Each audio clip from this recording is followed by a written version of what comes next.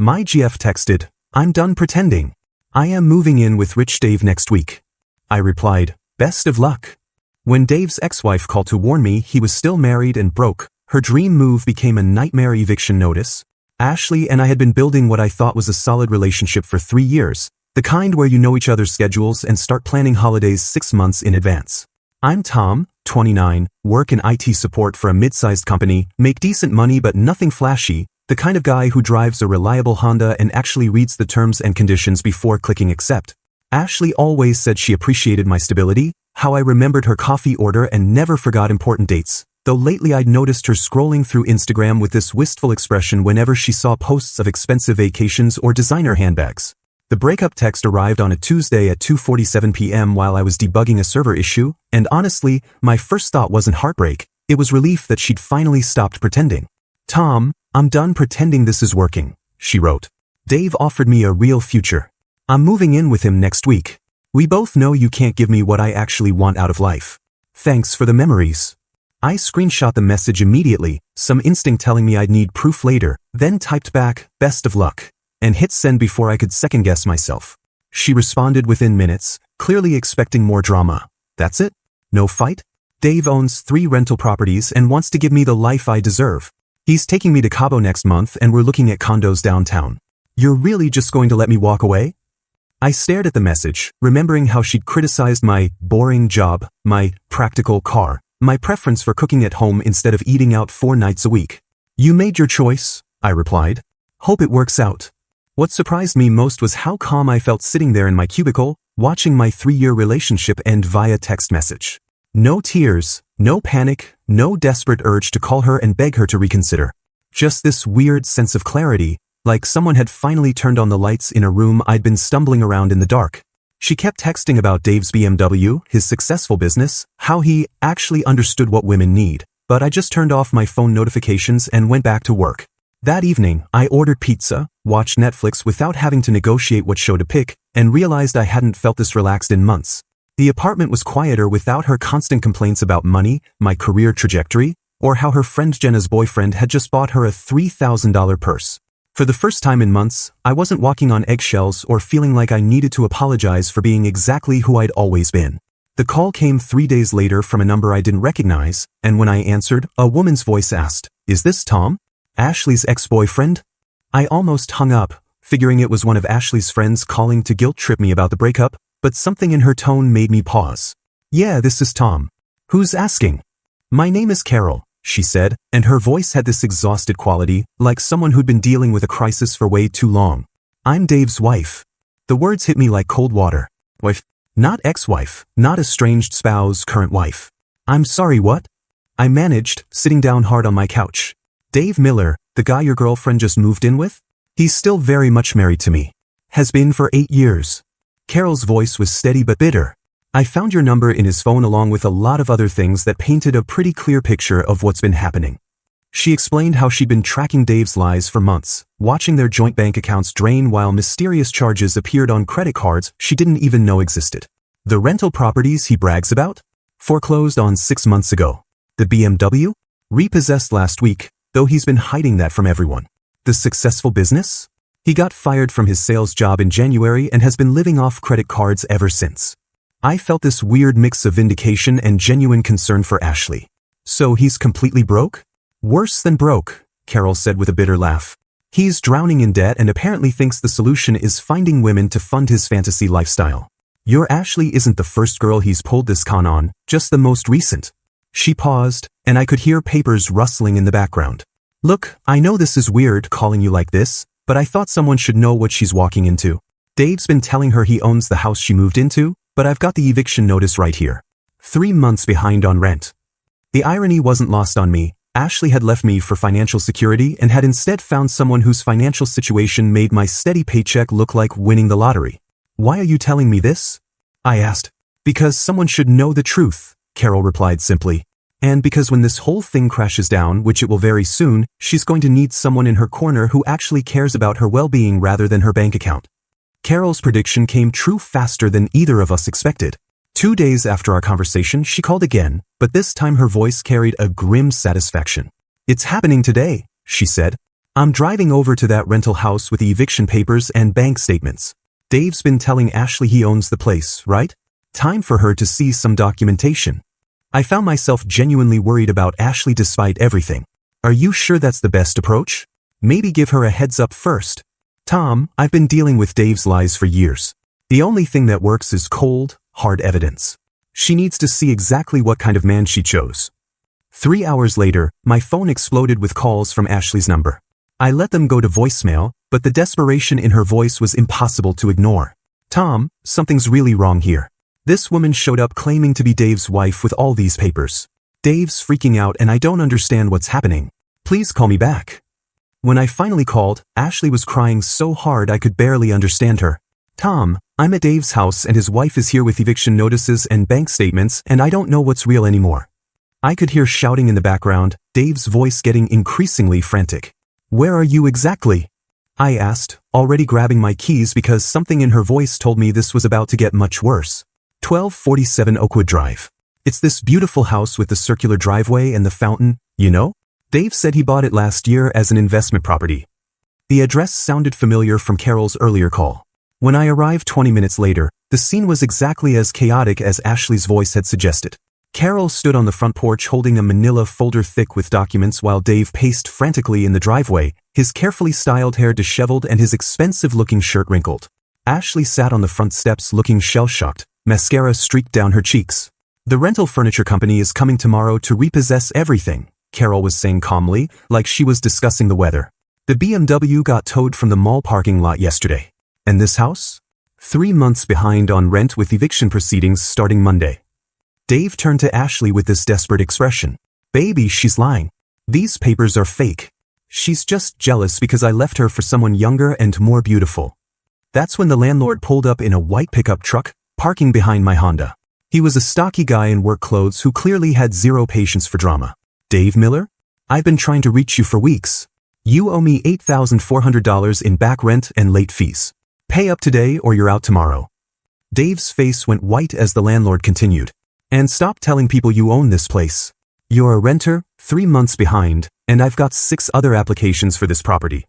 The elaborate fantasy crumbled in real time as Ashley looked from Dave to Carol to the landlord, finally understanding that everything he'd promised her was built on maxed-out credit cards and outright lies.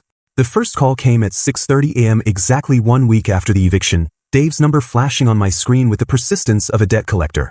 I let it go to voicemail, then another, then another. By the 4th message, his desperation was palpable. Tom, man, I know we got off on the wrong foot, but I'm in a temporary cash flow situation here. I've got assets tied up in investments that just need time to liquidate. If you could spot me maybe $5,000, I'll pay you back double within a month.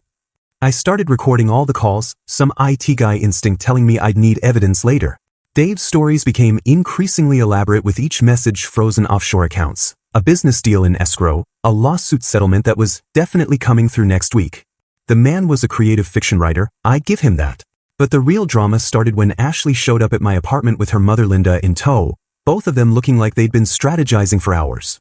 Linda was a shorter, older version of Ashley with the same entitled expression and a voice that could cut glass. Tom, we need to talk, Ashley announced, pushing past me into my living room like she still lived there. You ruined everything and now you need to fix it. I blinked, genuinely confused. I ruined what exactly? You knew Dave was married and you didn't warn me, Linda interjected, pointing one perfectly manicured finger at me. You let my daughter walk into that disaster when you could have prevented it. That makes you partially responsible for her emotional damages. The logic was so twisted I almost laughed. I found out Dave was married 3 days after you moved in with him. From his wife, who I'd never met before. You should have called immediately, Ashley snapped. Instead you let me make a fool of myself. Do you know how humiliating this has been? Living with a broke loser while thinking he was successful. You mean like dating me? I asked. Except I was never broke, never lied about my income, and never had a secret wife. Linda stepped forward like a prosecutor making her closing argument. Ashley needs money for a new apartment deposit, moving expenses, and therapy to deal with the trauma you helped cause. We calculated $3,200 should cover her immediate needs. I stared at them both, wondering if they could hear themselves.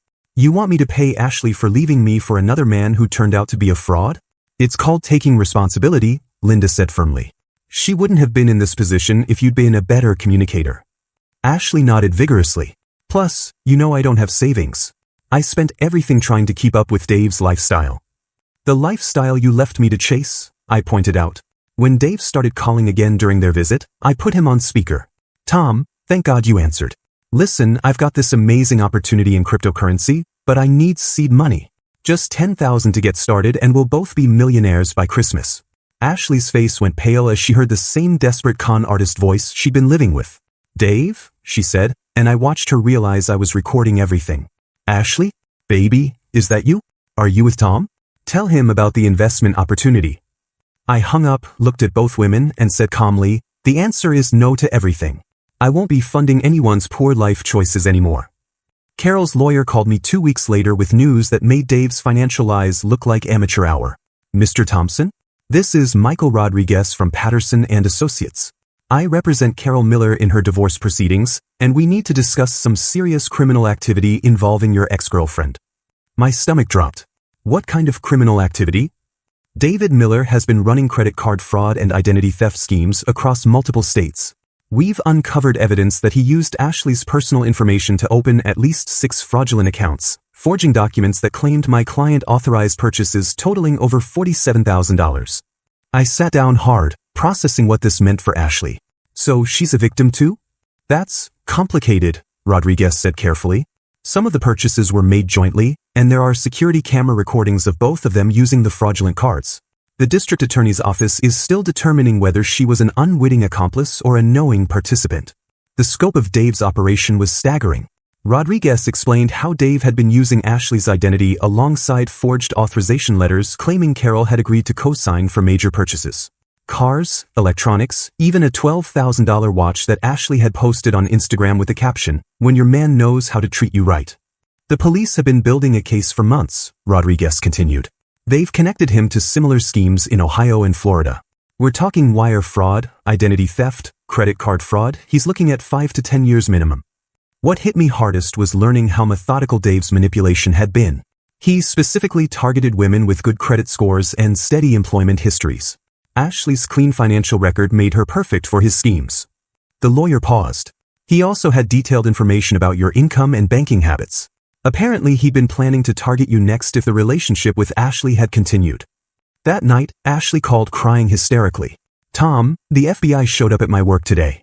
They're saying I might be charged with conspiracy to commit fraud.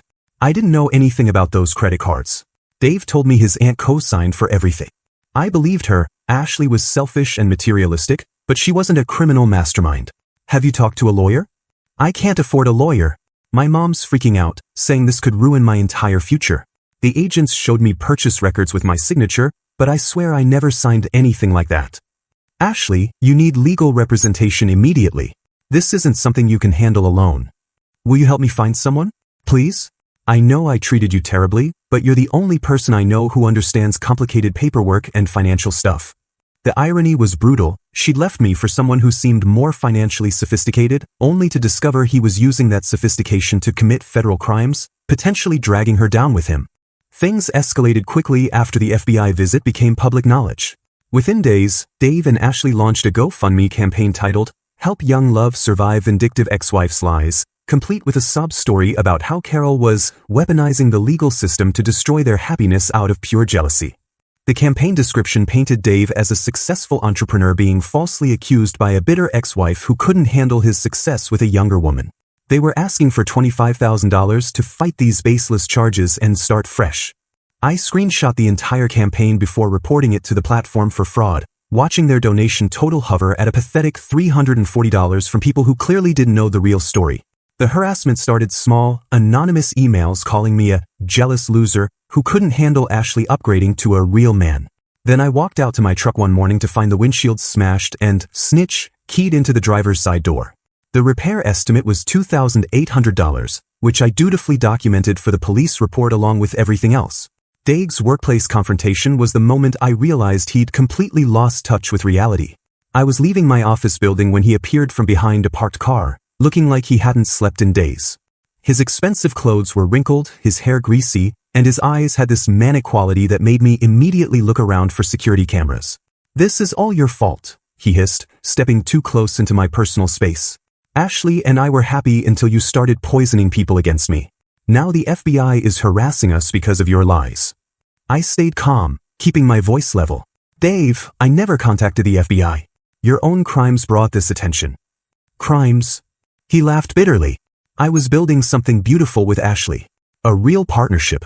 Then you had to stick your nose in where it doesn't belong. By telling her you were married? That was just basic honesty. You destroyed our future because you couldn't handle that she chose someone better than you, he said, his voice rising. Now you're going to fix this. You're going to call the FBI and tell them you made everything up. I pulled out my phone and started recording. I'm not going to do anything except ask you to leave me alone. That's when Dave made the mistake of grabbing my arm. You'll do what I tell you, or things are going to get much worse for you. 2 security guards emerged from the building right then, and Dave fled to his rental car, but not before shouting, "This isn't over." Meanwhile, Ashley's calls continued their predictable pattern, desperate pleas for help alternating with furious blame sessions. If you just minded your own business, none of this would be happening, she sobbed during one late-night call. Dave says the charges will get dropped if people stop cooperating with the investigation. But the most satisfying development was watching Dave's other victims emerge from the shadows, each with remarkably similar stories of financial manipulation and identity theft, turning his isolated con game into a federal case with multiple witnesses. The arrest happened on a Wednesday morning while I was reviewing quarterly reports, and Carol called me within an hour with barely contained satisfaction in her voice. They got him, she said simply. FBI agents arrested Dave at his gym. Apparently he thought working out would help him maintain his image even while dodging federal charges. The charges were extensive: wire fraud, identity theft, credit card fraud, and conspiracy across 3 states, with prosecutors seeking 5 to 10 years in federal prison.